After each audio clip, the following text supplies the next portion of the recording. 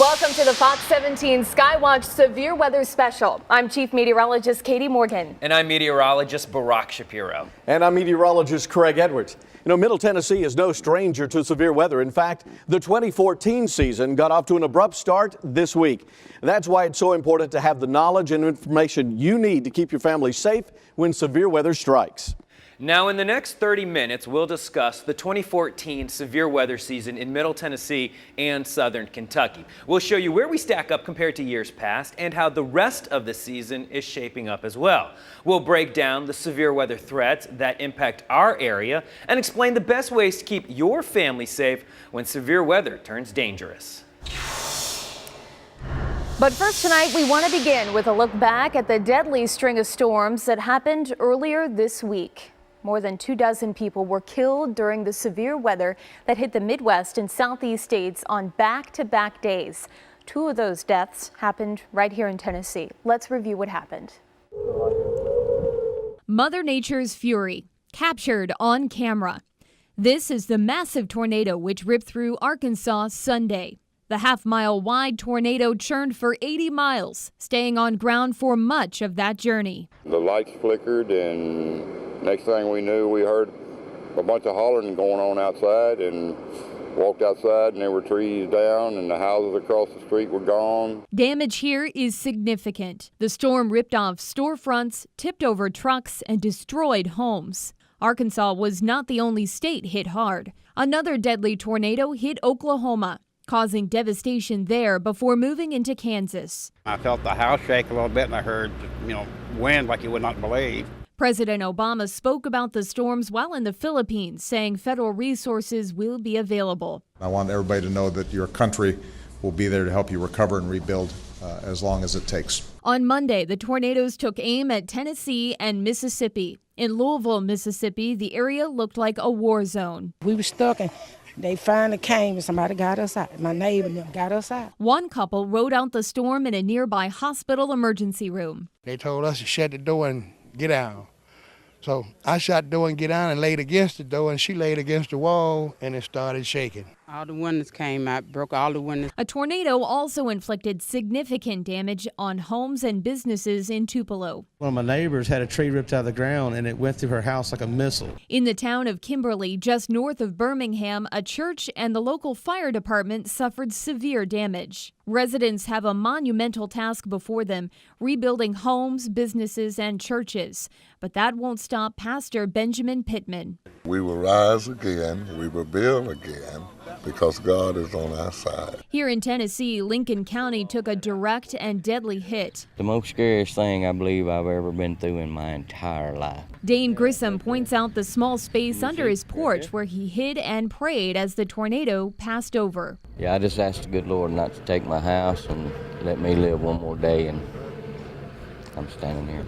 Tuesday's sunshine revealed just how awful this storm was. At least 25 homes are destroyed. So many more are damaged. Probably 5 miles back. My stuff is back there. Dana Davis' mobile home blew off its foundation. She lost nearly everything, yet the gratitude remains. If me and my 6-year-old had stayed here, we wouldn't be here today. Sadly, the tornado killed 2 people in this area. John and Karen Prince were inside their home when the storm hit and did not survive the impact. From there, it appears that this thing was approximately 2 miles wide. Lincoln County Sheriff says the tornado cut a diagonal path across the entire county. It will take months to clean up the mess left in the storm's path. We're all without anything. We've lost everything, our homes, everything. Everything's gone. Now, by the way, this past Sunday was the 3-year anniversary of a storm system that spawned more than 100 tornadoes in a single day. Those storms killed 316 people in Mississippi, Alabama, Tennessee, Virginia, and Georgia. Let's take a look at the tornado numbers from a historical perspective. On average, the United States will see a little more than 1,200 tornadoes each year. Those twisters, on average, will kill 65 people per year, and another 1,500 folks will be injured by those storms. Breaking it down by state, Tennessee usually sees about 26 tornadoes per year, with Kentucky very close behind with 21 tornadoes per year. including this past Monday. Now we have a total of 10 tornadoes in the state of Tennessee and 4 tornadoes in Kentucky. In our viewing area, we've seen 7 tornadoes. On February 20th, a line of severe thunderstorms rolled through, producing tornado and wind damage. 4 EF1 tornadoes were recorded, 1 in Moore County, 1 in Coffee, and 2 in Franklin County. Most recently, we added 3 tornadoes from Monday night storms. Here's the breakdown. We start in White County. This one happened earlier in the afternoon, just after lunchtime or so, spawning an EF1 tornado. Winds were around 90 miles per hour with a 100-yard width. As we then zoom south, we have the Lincoln County tornado that produced EF3 damage with winds up to 160 miles per hour, a tornado that tracked 15.7 miles. Another tornado in Lincoln County around the Flintville area happened. EF2 damage with 115 mile per hour winds, and the tornado was 250 yards wide. We as meteorologists rate tornadoes with what is known as the EF scale, or the enhanced Fujita scale. Each category is based on the damage that occurs, not only from just the wind speed.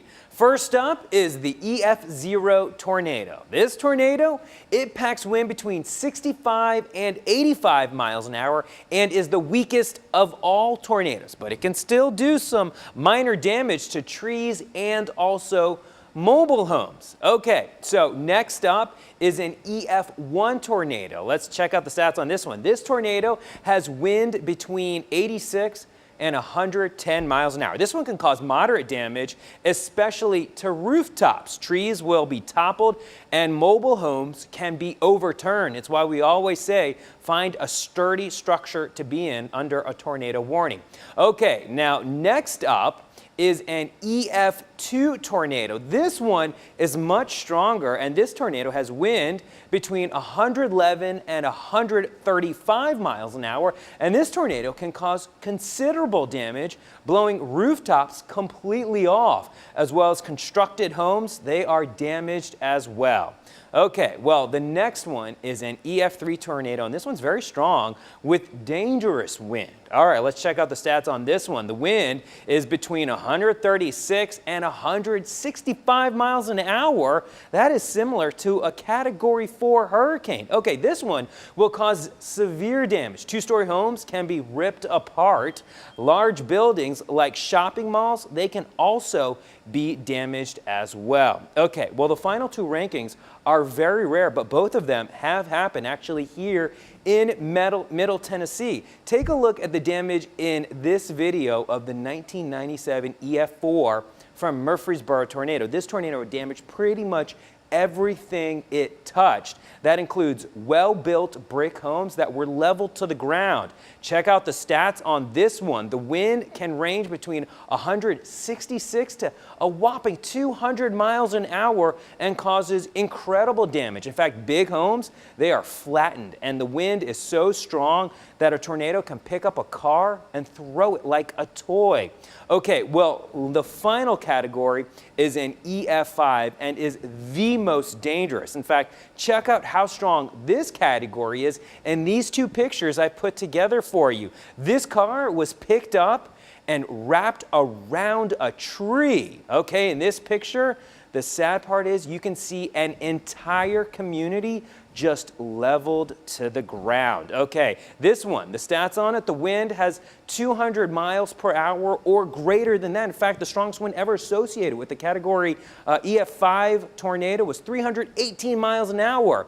This one causes considerable destruction to homes, and foundations, believe it or not, are actually swept away, and even tall buildings, they're susceptible to total destruction as well. EF5s, they only account for 1% of all tornadoes, but actually there have been one here in Middle Tennessee. It was back in 1998 in Lawrence County. Okay, so the next time you hear a tornado warning, make sure you are ready to take action and get to your safe place immediately.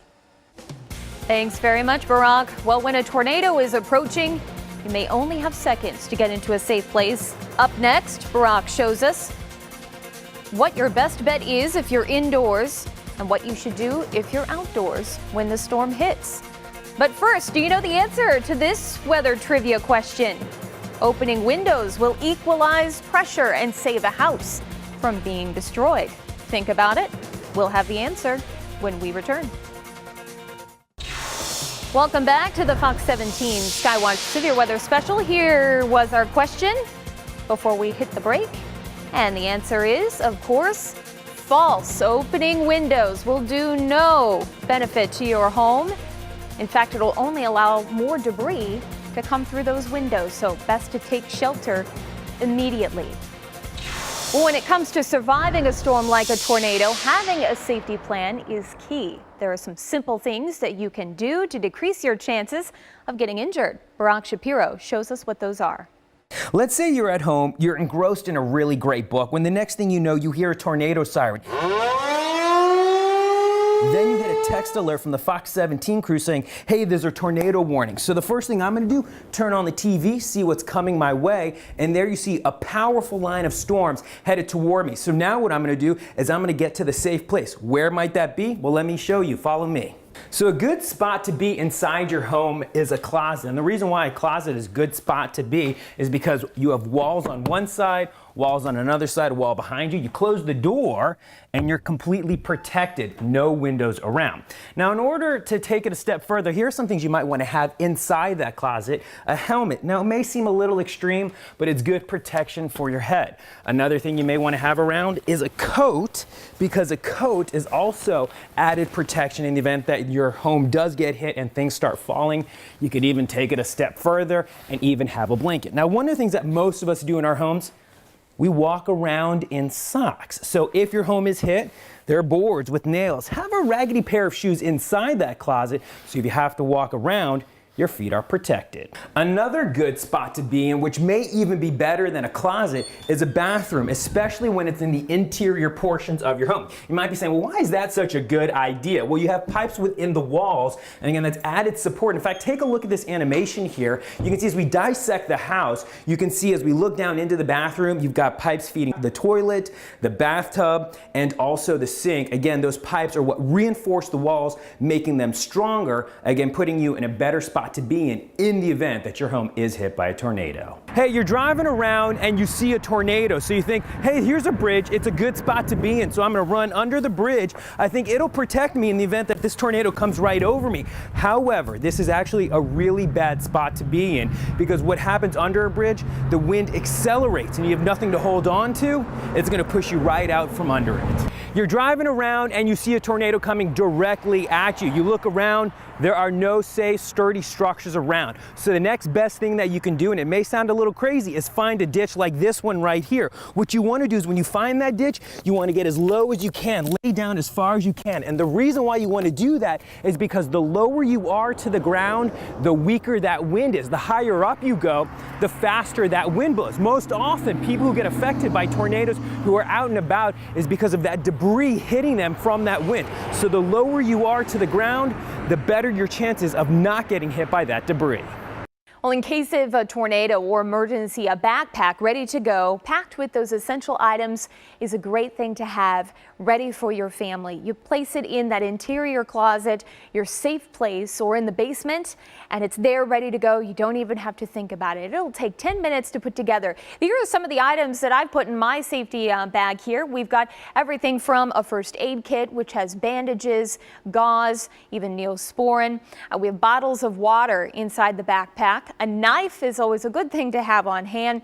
Over here we have a weather radio. This is a portable one, and it will bring you up-to-date information on those tornado warnings and weather information, not to mention our Fox 17 radar app. And we'll talk more about that coming up in just a second. Other items that you want to place in your bag, we've got a flashlight here, extra batteries for your flashlight, and a few things that people may not think about in the overnight hours, which again, tornadoes in Tennessee, overnight tornadoes is something we deal with a lot. Put an old pair of shoes in that backpack because a lot of times you're in bed and you may not think about the fact that you're barefoot And you'll need an extra pair of shoes just in case. A blanket, also a good thing to have on hand. Now, a cell phone nowadays also something that needs to be in that bag. Make sure you've got the chargers so they're ready to go and that they are fully stocked up on their energy so we can bring you the latest information. Of course, we will stream live during wall-to-wall coverage, and you can watch us right here on your mobile device. To talk more about that, here's meteorologist Craig Edwards. There's another great way to stay safe during storms, and it's with the Fox 17 weather app. This is available for your smartphone, and it's also available for your tablet, be it an Apple device or an Android device. And the app itself is absolutely free. So you can download this and it'll help you out a lot during storms. There are a couple of things you can do with this. First of all, we have our weather app that's available. This actually will show you the radar. Now you can use this at any time, even if you're just going out for an afternoon and you want to know what things look like on the radar. Download this app. You can take a look at it. You can manipulate it and look wherever you want to, wherever you happen to be, and zoom in and see where that rain is. And if we have any warnings, they'll show up right there on your screen. The other app that we have is one that will allow you to stream our video live. So if you happen to have to go to your safe place because of a tornado, you can take this with you and continue to watch Fox 17 live, and you'll know the latest about what's going on with that storm. Once again, that's the Fox 17 weather app. You can find it under WZTV at your app store. It's available for Android and for Apple devices, and it can save your life. Go ahead and download that app. You know, back in 2010, if we'd had this app, we would have been talking about that flooding that was moving through the area. It was unbelievable. And once again, we're going to talk about that in just a moment. But first, do you know the answer to this weather trivia question? The southwest corner of the house is the safest place to be in a tornado. Think about it. We'll be back after this. Welcome back to the Fox 17 Skywatch Severe Weather Special. Here is our question. The southwest corner of the house is the safest place to be in a tornado. And of course, that is false. There is no one corner in the house that is safer than another. The interior part of your house is the best place to be, or in that basement, your safe spot. So the answer is false. Well, flooding is another big issue in the Mid-South. Here's Craig to talk about that. If you were in Middle Tennessee in May of 2010, you remember the epic flood and probably have some very specific memories. We started getting rain on May 1st. It continued into May 2nd, and we got more in those 2 days than we usually get for the entire month. 13.5 inches of rain in 2 days. The normal amount we get for the entire month is around 11 inches. The water equivalent of all that rain, 420 billion gallons. The flood crest over on the Cumberland River was at 51.8 feet, and the flood stage is just 40. This resulted in the flooding around Opry Mills Mall. That's what you're seeing right there. And this is on day 2 of the flood, as well as day 3, while it was still there. The crest on the Harpeth at Bellevue was at 33 feet. The flood stage there is 20. This is Mill Creek along Interstate 24, and that's a building floating by all of those cars that are stopped on the interstate. Once again, we had to rescue a lot of folks around Middle Tennessee due to the fact of this heavy rain moving on in. And some buildings downtown in Nashville are still recovering from this 4 years later. It was that big of a problem. So very expensive, and once again, an epic flood in Middle Tennessee. Hopefully, we'll never, ever see anything like that again. All right, thanks, Craig. Here's a look at our final weather trivia question for the night. Tornadoes will not cross over a river or body of water. True or false? We'll have the answer when we return. Stay with us. Welcome back, and here's the answer to our final question. Tornadoes will not cross over a river or body of water. That, of course, is false. They will pass over or tear through anything in front of it, water or not. Well, that's all the time we have for now. We hope you've enjoyed this Fox 17 Severe Weather Special. Hey, don't forget, you can always get the latest on weather conditions, watches, and warnings. It's all on fox17.com. Just click the weather tab at the top of the screen, and then you can scroll through all of the important information we have listed just for you. On behalf of Barack and Craig, thanks again for watching our Fox 17 Severe Weather Special. We will keep you informed anytime severe weather threatens our area. Don't go anywhere. Fox 17 News at 10 starts right after this short break.